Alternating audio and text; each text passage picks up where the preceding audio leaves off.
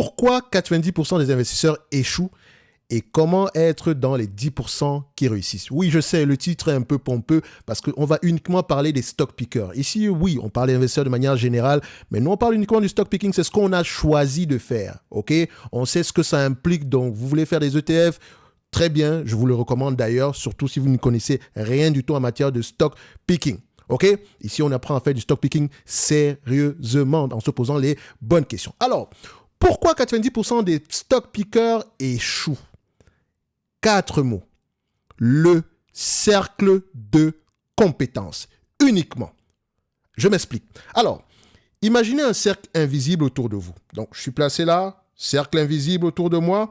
Dans ce cercle, à l'intérieur de ce cercle, il y a toutes les entreprises, toutes les industries, tous les modèles économiques que vous comprenez vraiment. Quand on parle d'entreprise, il y a peut-être du LVMH, industrie, le luxe.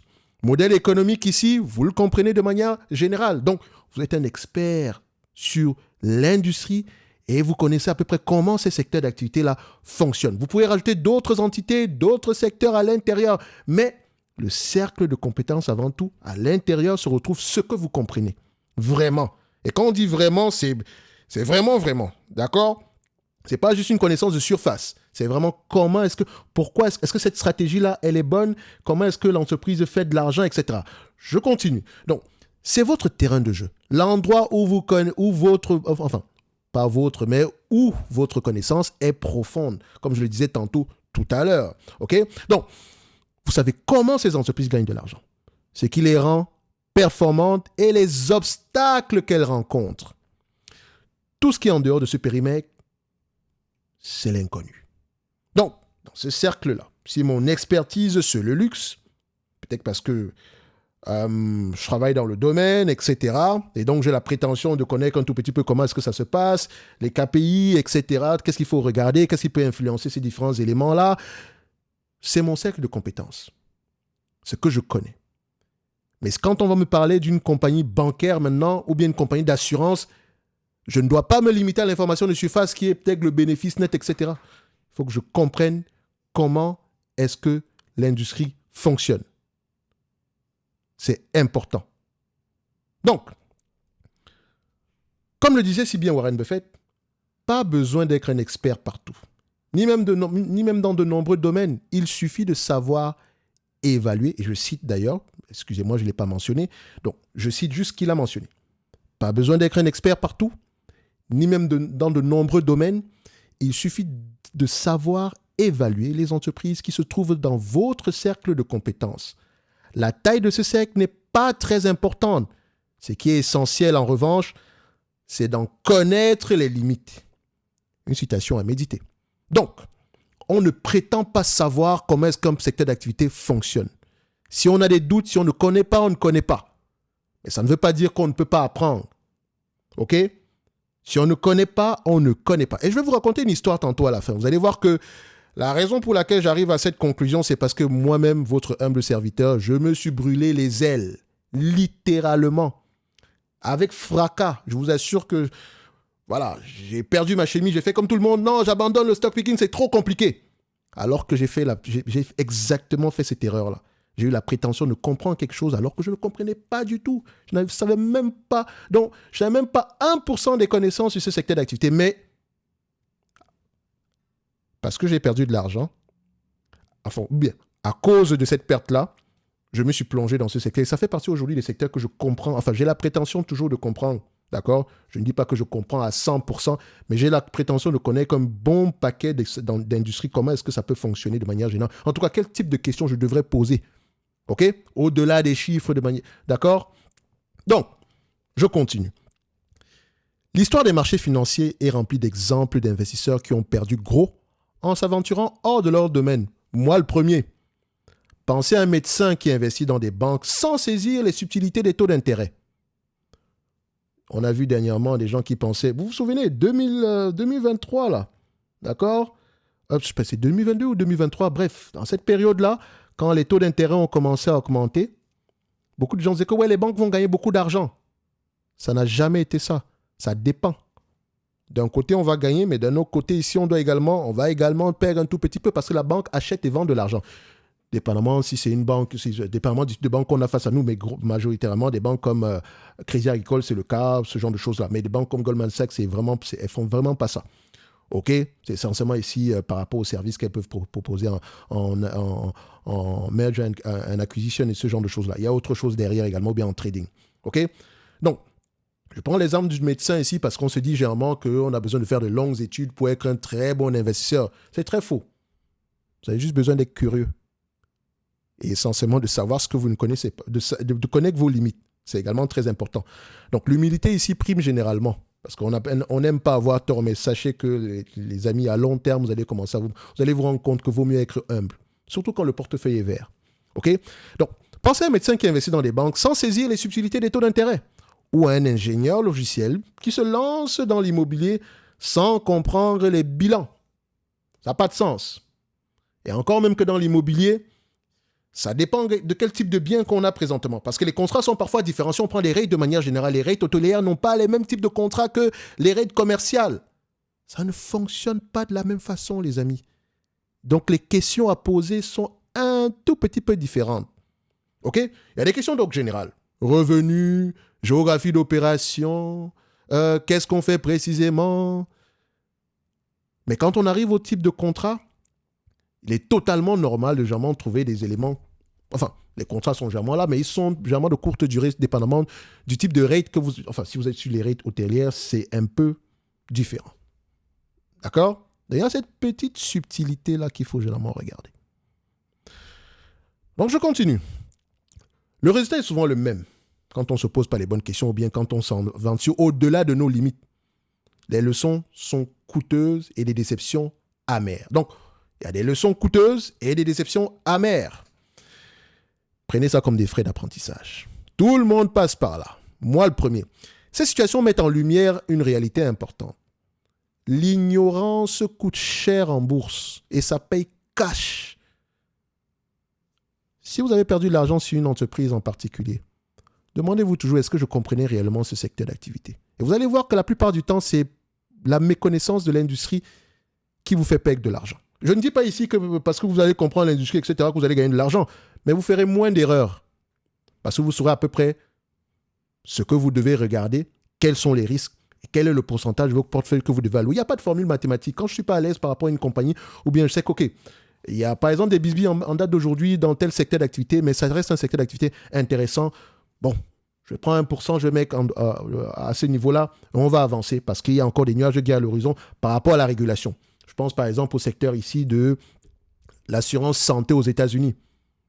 Il y a des vents favorables, mais la régulation a tendance à nous jouer des tours un tout petit peu. Mais à long terme, la démographie va dans notre sens.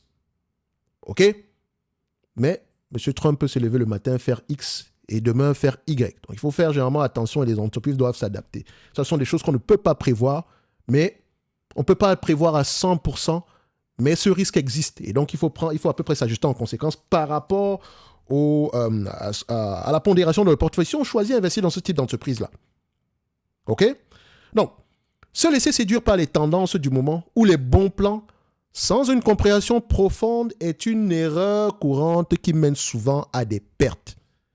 La patience et la discipline sont vos meilleurs alliés. Pourquoi patience? Patience, pourquoi? Parce que quand je ne connais pas un secteur d'activité, je dois prendre le temps d'en apprendre plus. OK? Discipline, pourquoi? C'est quand je ne connais pas un secteur d'activité, je dois également me restreindre mes transactions. Me dire qu'OK, je ne comprends pas, je vais prendre la peine de me renseigner dessus entre-temps, d'accord? Et ne pas juste m'aventurer sur un secteur d'activité parce que le PER est bas ou ce genre de choses. Donc, il faut rester discipliné par rapport à ce qu'on comprend déjà. Rester à ce niveau-là, d'accord? Privilégier les entreprises qu'on peut comprendre, les industries qu'on peut comprendre, et à côté, essayer d'améliorer ses connaissances sur les secteurs qu'on ne comprend pas encore. C'est important. Alors, la petite leçon avant d'arriver à ce niveau-là, je vais vous raconter mon histoire personnelle. Aux environs de 2013, par là, 2014, les compagnies pétrolières avaient tendance à être sous-évaluées. N'est-ce pas? Et les premières entreprises que j'ai achetées en faisant de l'analyse quantitative, c'était à peu près des entreprises pétrolières. D'accord? Et ces entités-là se négociaient à des niveaux de PER très, très bas. Quand je parle d'entreprises pétrolières, il y avait également des entreprises de services. Je pense à des entreprises comme Transocéan, que je détenais. mauvaise expérience. Après également, mon raisonnement était très simple. Hein. PER très bas, plateforme pétrolière, généralement pricing power, parce que voilà, pour monter des machines pareilles, ça prend du temps. Il y a de fortes chances qu'on ait un pricing power. Erreur monumentale. Erreur monumentale. Catastrophe. Et en supplément de ça, je sous-entendais qu'en période difficile, vu que les plateformes pétrolières en question coûtent cher, bah, on pourrait les revendre. Encore une grosse erreur. Sans compter les entreprises ici qui transportent du pétrole brut.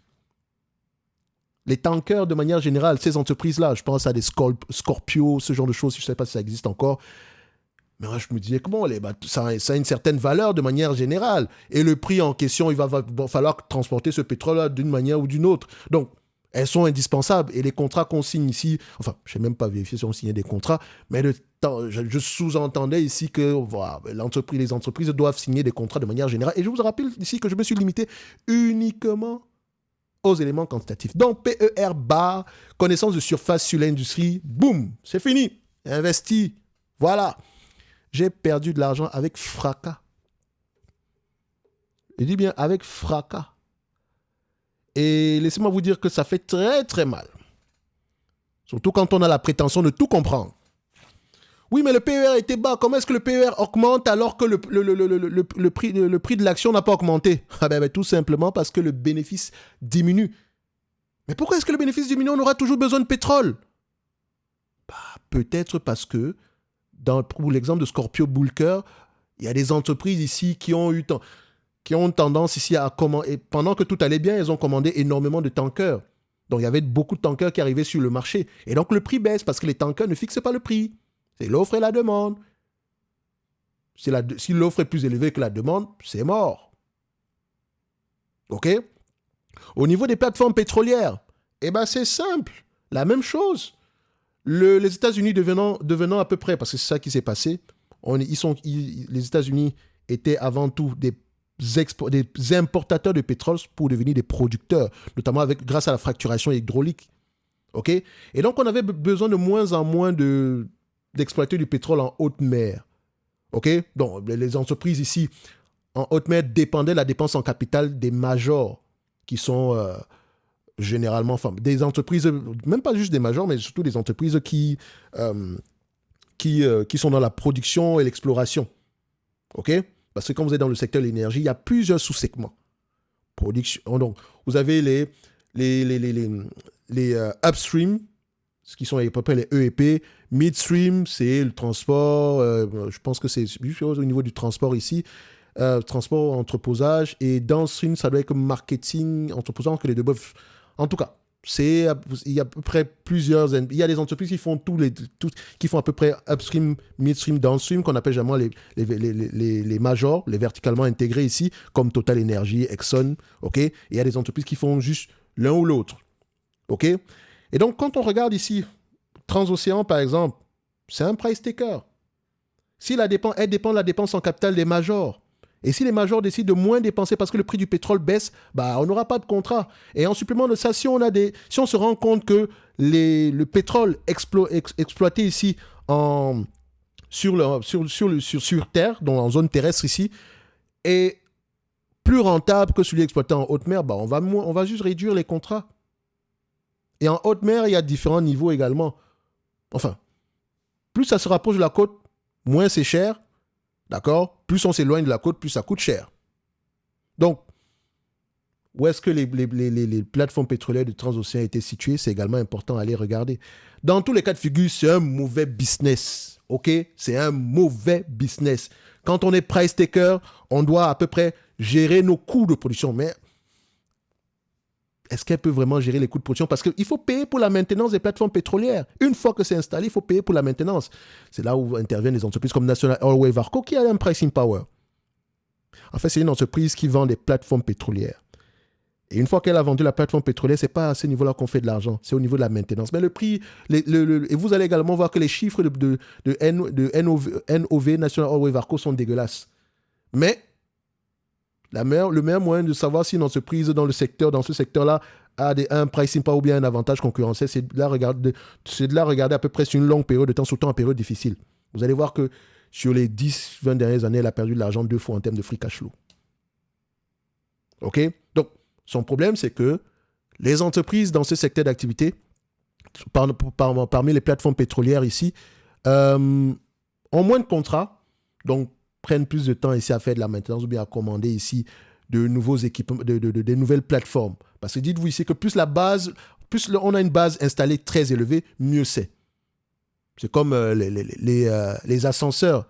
C'est pas le nombre d'ascenseurs qu'on va vendre qui est important. Enfin, oui, c'est important. C'est le nombre installé, donc déjà installé dans le monde entier, qui est important parce que c'est à ce niveau-là qu'on fait de l'argent, parce qu'on signe des contrats de maintenance. C'est le vrai business.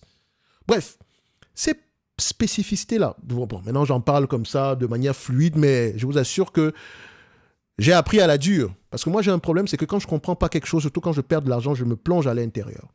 Je n'aime pas ne pas comprendre quelque chose. OK? Donc, un mal pour un bien, ça me permet aujourd'hui de mieux comprendre le secteur du pétrole et du gaz. Je sais à peu près quel type d'entreprise je vais préférer. J'aime bien les pipelines de manière générale. Tout ce qui est des pipelines, généralement, c'est... On peut avoir des pricing points, surtout quand on a des zones où il y a énormément de pétrole. Donc, on doit savoir qu'est-ce qu'on doit regarder. Chaque industrie est différente. Déjà, secteur d'activité, c'est différent. Et certaines industries, au sein de certains secteurs d'activité, sont encore différents. Donc, il faut à peu près les connaître. C'est ce qu'on fait généralement dans le programme d'accompagnement, l'accélérateur. On apprend à analyser toutes les industries de manière générale. En tout cas, celles qui sont assez spécifiques. OK? Comme ça vous permet d'être de véritables couteaux suisses. D'accord? Donc, une fois que vous avez identifié votre cercle de compétences, vous saurez à peu près quel type d'entreprise vous allez vouloir uniquement mettre dans votre portefeuille. Et en attendant, vous pouvez apprendre à analyser d'autres secteurs d'activité ou bien d'autres industries. Donc, ne faites pas l'erreur d'aller investir sur une industrie que vous ne comprenez pas. Je dis bien, si vous ne comprenez pas, n'y investissez pas du tout. Même si le PER est bas, comment, ne faites pas cette erreur-là. Vous allez le faire... Enfin, si vous perdez de l'argent, il ne faut pas accuser quelqu'un d'autre. Parce que la première erreur était là. Je ne comprenais pas exactement comment est-ce que ce secteur-là fonctionnait. J'ai perdu de l'argent, j'en assume les conséquences et j'avance. OK? Donc, qu'est-ce qu'il faut donc retenir? En matière d'investissement, l'intelligence ne réside pas dans le fait de tout savoir, mais plutôt dans la capacité à discerner précisément ce que l'on connaît, et plus important encore, ce que l'on ignore. Vous devez avoir la capacité de discerner ce que vous connaissez, mais surtout ce que vous ignorez. Si vous ne comprenez pas quelque chose, laissez passer. OK? Respecter son cercle de compétences, c'est faire preuve d'humilité et de prudence. Des qualités bien plus précieuses que l'audace aveugle. Et donc, la question que je vous pose, êtes-vous prêt à tracer les contours de votre propre cercle de compétences et à affûter vos outils pour élargir, enfin, pas vos outils, pour l'élargir, donc affûter les outils pour élargir ce cercle de compétences-là de manière stratégique et sécurisée? Si la réponse est oui, rejoignez-nous dans le programme d'accompagnement ou bien dans le Top Premium. OK? Bien, pourquoi pas dans le club, pour ceux qui aiment toujours le gratuit de manière générale ici. Dans le club, je propose uniquement un live par mois. Je ne fais plus de live sur YouTube. C'est ici que je vais le faire uniquement. OK? Après, vous avez également des questions spécifiques et sans doute également, je partage également des analyses concurrentielles. Ce n'est pas pour rien que vous me voyez parler de secteur d'activité de manière générale. La semaine passée, sur cette chaîne, j'ai parlé ici du secteur des équipements et des fournitures médicales. OK? Donc, je vais venir ici. On vient là. J'en ai parlé sur cette vidéo-ci. J'aime bien l'analyse concurrentielle. Ça nous permet de comprendre quelle est la dynamique concurrentielle dans une industrie. Et je pense que cette vidéo-là, où est-ce qu'elle est? C'est ça. C'est que les investisseurs ignorent. Ça parle d'une industrie en particulier. Vous allez remarquer que cette industrie-là a un pricing power de manière générale. Et vu qu'on est le secteur de la santé, il n'est pas exclu généralement qu'on ait une réglementation plus accrue ici et à peu près plus sévère, et également parfois des procès. On ne le souhaite pas, mais ce n'est pas rare du tout. OK? Donc, si vous décidez d'investir dans ce type d'entreprise, vous devez déjà le savoir dès le début, c'est normal. C'est normal dans cette industrie-là. Vaut mieux ne pas en avoir. OK? Mais ça ne m'étonnerait pas qu'il y ait des procès généralement ici au niveau de toutes ces entreprises-là. Donc, c'est très classique. OK? Mais c'est une industrie sur laquelle où les entreprises ont généralement un pricing power. Surtout celles qui sont des first movers sur le marché. Bref, moi j'aime ça. Alors, en supplément de ça, on a l'habitude de faire des notes d'analyse sectorielles. J'en ai très souvent fait ici au niveau du secteur des boissons, par exemple. OK? Les semi-conducteurs également, on en a fait. Je pense que c'est sur cette chaîne, vous pouvez les retrouver, ces vidéos-là. Donc, il est important de comprendre comment est-ce qu'une industrie fonctionne. D'accord? Avant d'y investir. Si vous voulez faire l'expérience d'investir dans une industrie que vous ne comprenez pas, c'est à vos risques et périls. En tout cas, ceci n'est que mon avis. Je partage mon expérience. Je sais qu'il y a des génies ici dans tous les cas de figure. Je n'en suis pas un. Je n'ai pas la prétention de tout savoir. OK? Il y a une chose qui est sûre, c'est que quand je ne comprends pas quelque chose, je reste sur les lignes de côté. Et je prends mon temps ici afin au moins d'améliorer mes connaissances sur le sujet. Ça ne veut pas forcément dire que je vais y investir. Non. OK? Donc, définissez votre cercle de compétences. Sinon, vous courez le risque ici de perdre comme 90% des investisseurs. Même si je n'aime pas trop cette phrase-là, mais la plupart du temps, les 90% sont juste entre parenthèses, ignorants. Et on peut également dire que on va pas également... Je pourrais rajouter ici, pourquoi est-ce que les professionnels, 90%, les professionnels également, pourquoi est-ce qu'ils perdent de l'argent? Pourquoi est-ce qu'ils ne battent pas le marché? Ça, c'est une autre vidéo ici qui m'a toujours intéressé. Parce qu'en fait, j'ai la réponse. Simple. J'ai la réponse. OK? Mais je vous laisse aller regarder ça. Ça fera peut-être l'objet ici. Je pense que j'ai déjà dit dans un live dans tous les cas de figure. Ça fera l'objet ici d'une prochaine vidéo. Mais en tout cas, si vous voulez faire du stock picking, définissez votre cercle de compétences. Et dites-vous également que ce n'est pas parce que vous ne comprenez pas une industrie que vous ne pouvez pas, qu'il n'y a pas de chance pour vous de la maîtriser plus tard. Prenez juste le temps d'apprendre à peu près les rouages, d'apprendre à peu près la base de manière générale. Prenez le temps et restez discipliné en vous cantonnant uniquement à ce que vous comprenez déjà. Ça évitera aussi de faire des erreurs. Donc, un like, un abonnement, un commentaire, ça fait toujours plaisir. Et je pense qu'à partir d'aujourd'hui, vous ferez partie des 10% qui réussissent. On s'entend entre nous, c'est 90-10% ici, c'est juste un chiffre. Personne n'a vérifié quoi que ce soit ici, mais la grande majorité des personnes qui font du stock picking perdent également parce qu'ils ne comprennent pas, ils n'ont jamais défini, ils ne comprennent même pas ce que ça veut dire un cercle de compétences. Okay? Ils n'en ont pas défini un ici, et très souvent, c'est parce que on a la prétention de tout connaître une fois qu'on s'est lu 2-3 chiffres. Pourtant, c'est la partie la plus facile, l'analyse quantitative. Le plus important, c'est de comprendre comment ça fonctionne.